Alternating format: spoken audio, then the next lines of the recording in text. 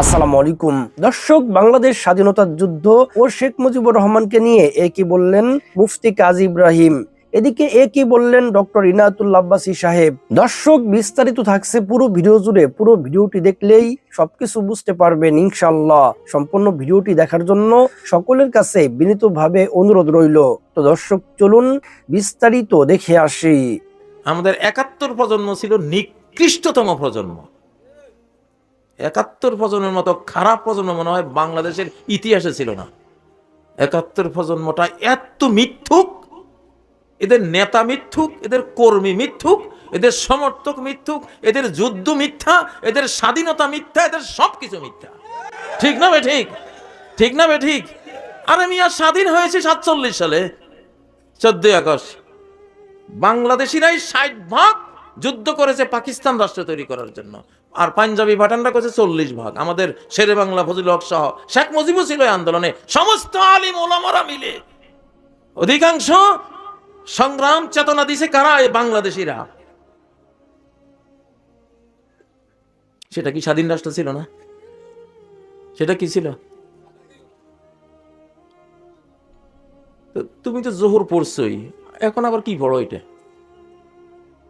হ্যাঁ, তুমি তো জোহর তো পড়ছো, ফরজ তো পড়ছো, তা আবার যে জোহরের নিয়ত, এটা কি? শয়তানি না? এটা শয়তানি না? তুমি তো আসর পড়ছো, ফরজ তুমি তো পড়ছো, আদায় হয়ে গেছে কিনা? আসর তো পড়ছো, এখন আবার তুমি ১ ঘন্টা পরে সূর্য ডুবো ডুবো এই সময় আবার আবার তুমি কইতেছো আবার আসর পড়বো, এটা কি? হ্যাঁ, তো তুমি যে ৪৭-এ স্বাধীন হইলা, ৭১-এ আবার পুরাটাই পিলখানার মতো ভারতীয় চক্রান্ত ছিল, পুরাটাই আগরতলা ষড়যন্ত্র মামলা, সঠিক মামলা ছিল। এই দেশ এই জাতিকে খুন করেছে ৭১-এ ভারত আর আওয়ামী লীগ মিলে। ঠিক না কি?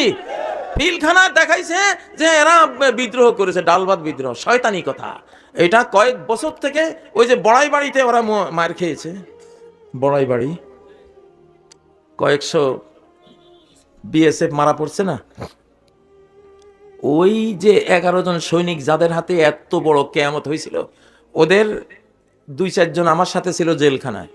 তা আমি ওদেরকে প্রশ্ন করলাম যে আপনারা তো বড়াই বাড়ির যুদ্ধে ছিলেন, আসলে ঘটনাটা কি হয়েছিল? তখন ওনারা বলল যে দেখেন, যখন ওরা আক্রমণ করেছে, আপনারা তো জানেন, আক্রমণের পরে তো বাঙালি যিনি ভোর রাত্রে খেতে গিয়েছিলেন কাজ করতে, তার সামনে পড়ছে বিএসএফ কলা গাছগুলি। তো কলা গাছগুলি ওনারা জিজ্ঞাসা করছে কি গাছ? কলা গাছই তো, কলা গাছ। আমরা ১ জন, ওরা ১০ জন, ইনশাআল্লাহ। ঠিক না? ইনশাআল্লাহ, কোরআনের কথা না? জিজ্ঞাসা করছে যে তোমাদের বিডিআর ক্যাম্প কোথায়? বাঙালি যে কত চালাক, বিডিআর ক্যাম্প ওইদিকে, ওই যে প্রাইমারি স্কুল একটা দেখাই দিছে। আর এই ফাঁকি দিয়ে সে গিয়ে আসল ক্যাম্পে গিয়ে বলে দিছে যে এই ঘটনা। আলহামদুলিল্লাহ, ধন্যবাদ, সে হলো আমাদের জাতীয় বীর। ঠিক না? এরকম চালাক হইতে হবে। তা আমাকে ওই জেলখানায় একজন বলছে যে আমরা তো যুদ্ধ তো করছি, যুদ্ধে আমরা কজন মারছি? সবচেয়ে বেশি মারছি একজন বাবরসি। বাবরসির তো আর কয়জন মারা যাবে? অন্য একটা রাষ্ট্র, পার্শ্ববর্তী রাষ্ট্র, সে তো এগুলি জানে না। হালকা ট্রেনিং আছে তো, রান্না বাড়া নিয়ে ব্যস্ত। মিনিটে ৭০০ গুলি যায়, এরকম একটা মেশিন গান ওখানে, বাউরসি ওইটা ধরে টিকেট দিয়ে ওইটারে খালি এমন এমন করছে। আল্লাহু আকবার। তো বাঙালি বাবরসি হইলে কি হবে? এটা আমাদের একটা জাতীয় যুদ্ধ।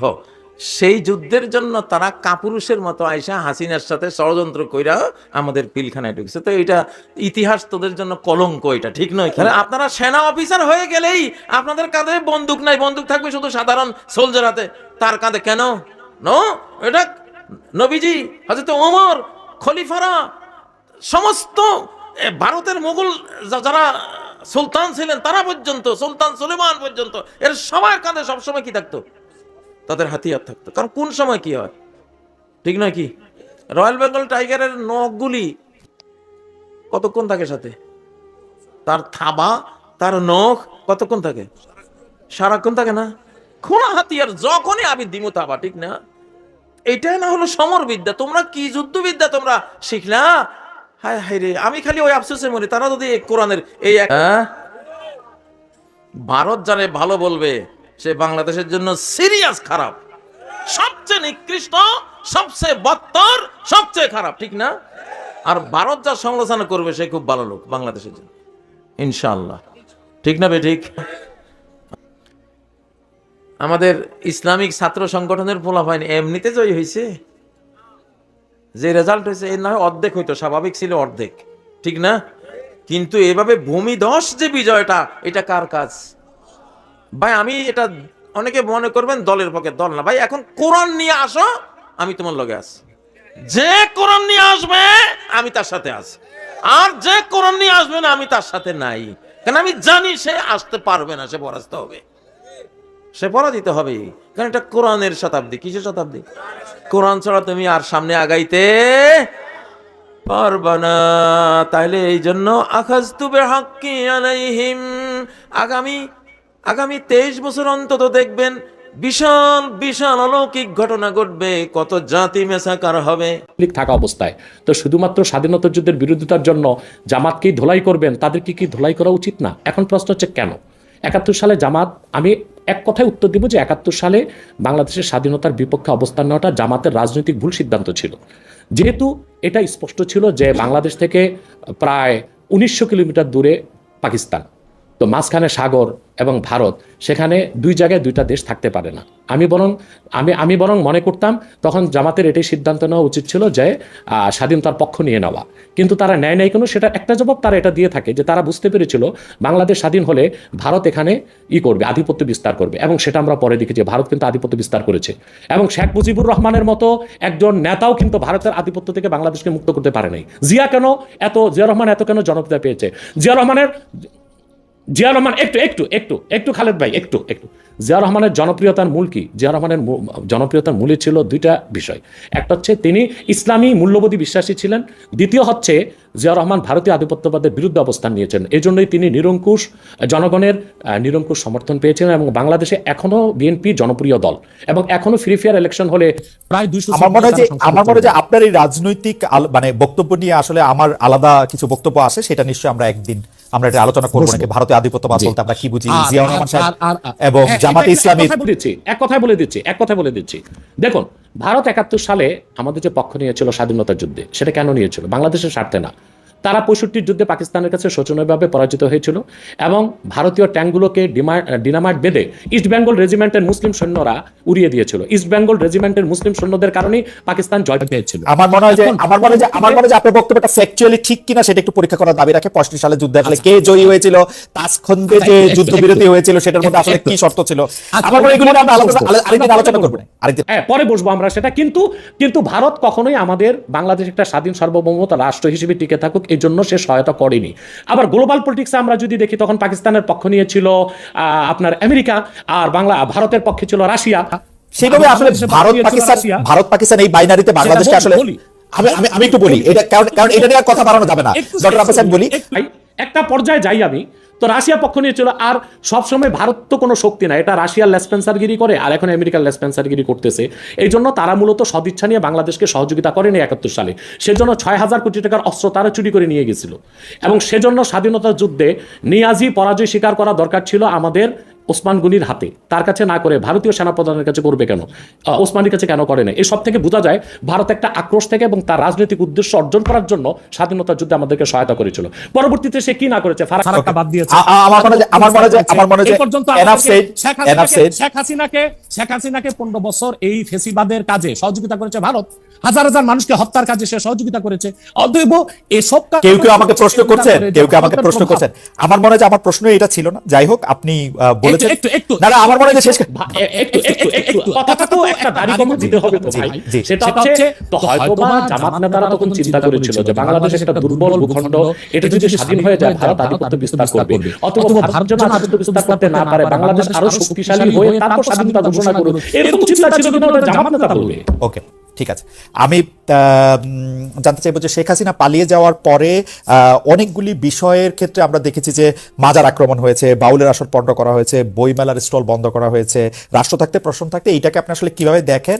মাজার আক্রমণটাকে আসলে আপনি কিভাবে বলেছেন বা জেনেছেন, বা আপনার অবস্থান কি ছিল? বাউলের আসর পণ্ড করা, বইমেলার স্টল বন্ধ করা। দেখুন, এখানে যারা মাজারে হামলা করেছে তারা কারা আমি জানি না, বরং আমার কাছে কিছু অথেন্টিক সোর্স থেকে নিউজ এসেছে যে অনেকগুলো মাজারে ছাত্রলীগের কর্মীরাই টুপি লাগিয়ে হামলা করেছে। এখন আসলে হামলা করলো কারা, তাদেরকে চেনার আগ পর্যন্ত আমি কিভাবে আমার সিদ্ধান্ত দিব?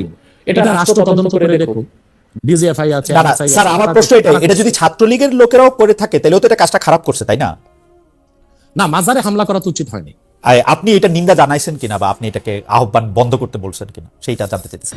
হ্যাঁ, আমি আমার বক্তব্যে বলেছিলাম যে আল্লাহর ওলিদের মাজারগুলোতে যারা শিরক করে তাদেরকে শাস্তি দেওয়া হোক, কিন্তু আল্লাহর ওলিদের মাজারগুলোতে আঘাত না করা হোক, এটা বলেছি, বক্তব্য আছে আমার। আচ্ছা, একটা জনপ্রিয় প্রশ্ন আপনার এগেনস্টে এরকম যে আমরা ইন্ডিয়ার এগেনস্টে এত কথা শুনি, কিন্তু খোদ জৌনপুরি হচ্ছে ইন্ডিয়ায়, এটার আপনি আসলে কিভাবে দেখেন? আপনার যে ডিগ্রি, যেটাকে আমরা পিএইচডি বলতেছি, সেইগুলিও আসলে ভারতীয় শিক্ষা প্রতিষ্ঠানগুলি থেকে নেওয়া, সেটাকে আপনি কিভাবে দেখেন? এক লাইনে বললেই হবে, মানে এটা একটা জাস্ট জনপ্রিয় প্রশ্ন, আমি এটাকে দেখুন খুব সুন্দর করে, আপনাকে এক লাইনে তো বলা যাবে না খালেদ ভাই, আমি 3 লাইনে বলে দিচ্ছি। সেটা হচ্ছে, আমাদের বংশটা এসেছে আরব থেকে, অর্থাৎ আল্লাহর হাবিব নূর নবীজি মুহাম্মদ সাল্লাল্লাহু আলাইহি সাল্লামের আপন চাচা হযরত আব্বাসের বংশধর। পরবর্তীতে আমাদের বংশধর এসেছে বাগদাদ থেকে এসেছে ইউপিতে। আর আমার পরদাদা যিনি পিতা ছিলেন, পরদাদার পিতা, তিনি ছিলেন কারামত আলী জৌনপুর রহমতুল্লাহ জামাতা, অর্থাৎ মেয়ের দিক দিয়ে আবার আমরা কারামত আলী জৌনপুর রহমতুল্লাহর সাথে রক্তের সম্পর্কে সম্পর্কিত। 1947 সালে আমার পরদাদা জৌনপুর থেকে, আমার বাবার বয়স যখন 6 তখন চলে এসেছেন বাংলাদেশ। এখন আমার পরদাদা চিন্তা করলেন যে ভারতটা চলে গেছে হিন্দু শাসনে, এখানে আমরা স্বাধীনভাবে চলতে পারবো না, সেজন্য তিনি তো ইন্ডিয়া ত্যাগ করে বাংলাদেশেই চলে এসেছে। সেজন্য আমার বাবা 6 মাস বয়সে বাংলাদেশে এসেছে, আর আমাদের 5 ভাই 3 বোনের জন্ম বাংলাদেশে। অতএব এই জন্য ভারতের বিরুদ্ধে আমি বলতে পারবো না, সেটা কোনো কথা নয়। কিন্তু আমার প্রশ্ন হচ্ছে যে শেখ মুজিবের মায়ের বাড়ি কোথায়? না না, সেগুলি তো ভারতে। সেটা তো আরেকজনের প্রসঙ্গ, আরেকজনের প্রসঙ্গ। বলি না, এটা তো বলতে হবে তো। তারপর হোসেন সৈয়দ সরওয়ার্দির বাড়ি কই ছিল? তার বাবার বাড়ি ছিল কলকাতা। আব্দুল হামিদ খান ভাসানী, তার বাড়ি ছিল আসামের ভাসানটেক। এরা সবাই কিন্তু পূর্বপুরুষ ভারতে ছিল। অতএব জোনপুরে হওয়ার কারণে আমি ভারতের বিরুদ্ধে করতে পারবো না, এটা হয় না। বরং আমি যে অন্যরা বাংলাদেশের হয়ে রয়ের দালালি করে আর আমি রয়ের বিরুদ্ধে। দর্শক, আশা করি পুরো ভিডিওটি দেখেছেন এবং সবকিছু বুঝতে পেরেছেন। দর্শক, এদের স্বাধীনতার হওয়ার পিছনে সব থেকে বেশি কার ভূমিকা রয়েছে? শেখ মুজিবুর রহমান সাহেবের নাকি জিয়াউর রহমান সাহেবের? দর্শক, আপনাদের মন্তব্য অবশ্যই কমেন্ট সেকশনে জানিয়ে দিবেন। তো দর্শক, আজকের এই ভিডিওটি পর্যন্তই। আজকের এই ভিডিওটি ভালো লাগলে লাইক এবং শেয়ার করে দিয়েন। আর হ্যাঁ, নিত্য নতুন আপডেট ভিডিও পেতে চ্যানেলটি সাবস্ক্রাইব করতে ভুলবেন না। দেখা হবে নতুন ভিডিওতে, ততক্ষণ ভালো থাকুন, সুস্থ থাকুন, ফি আমানিল্লাহ।